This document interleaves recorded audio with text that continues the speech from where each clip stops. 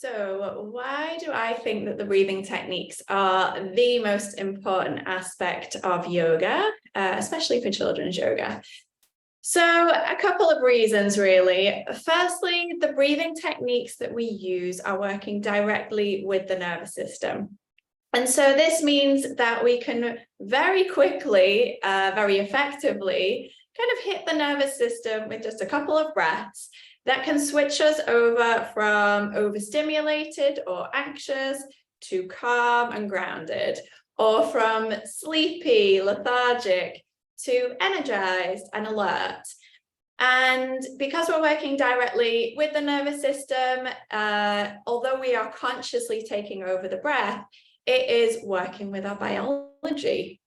So if you're doing the correct breathing technique to have the desired effect, so if you are feeling lethargic and you want to feel energized, with the correct breathing technique, you are working with your own biology, your own anatomy, working with the nervous system to very quickly take you from one kind of feeling or one way of being to another one very quickly. The second reason that I love the breathing techniques and that why I think they are so powerful is because it really does only take 2 or 3 breathing cycles to switch yourself over. So as I say, if you're feeling or your children are feeling overstimulated, often it only takes 2 or 3 of the right breathing technique. So one breathing technique, but doing it 2 or 3 times in order to switch you over to the desired effect or feeling. So as an example, if your child is feeling overstimulated and you do a humming bee breath, Brahmari breath, if you're not sure what that is, then take a look at my other videos. You only need to do the humming bee breath 2, maybe 3 times before you switch them from overstimulated, working with the nervous system, to go into focused, internal, calm, grounded. So it's super quick as well. It doesn't take 60 minutes for them to go from, feeling overstimulated to feeling calm. It can literally take 60 seconds. Actually, even just with one breath, it can take 10 seconds. So it's almost magical, but it's not magic because it is anatomy, it is biology, and we're working with the nervous system. So this is why I do feel that the breathing techniques are the most, or definitely some of the most important aspects of yoga. And when we're teaching children's yoga, it's really important not only to incorporate the breathing techniques, but to teach children how to use them, when to use them outside of the yoga class, so they can start to use them independently, and so that they can start to integrate them into their daily life, which is what we want yoga to be. Yoga is not just let's do this for 60 minutes. It's like, how can we integrate this into our daily life so that we can support ourselves, support our bodies, support our brains, to be the healthiest that they possibly can be.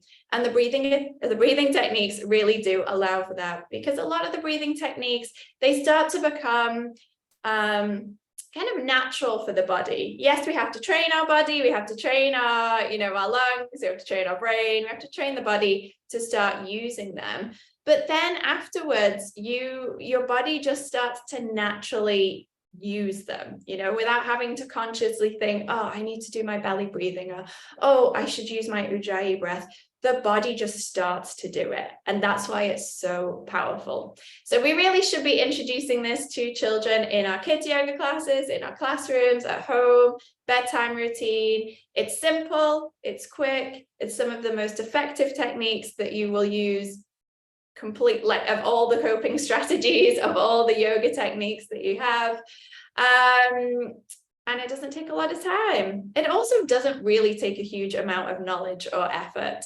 So if you are thinking like, oh, I don't know what breathing techniques to use, then take a look at the many, many free videos that I've got through the link in my bio or on my website, or join one of my teacher trainings if you want to learn more about it and how you can make it creative and engaging and appealing for children and teens, and how you can incorporate it into your day-to-day, as well as start teaching classes that Maybe you don't want to do yoga poses, but you want to do breathing and breathing meditations. That is super beneficial and definitely something a lot of schools and parents would be interested in as well.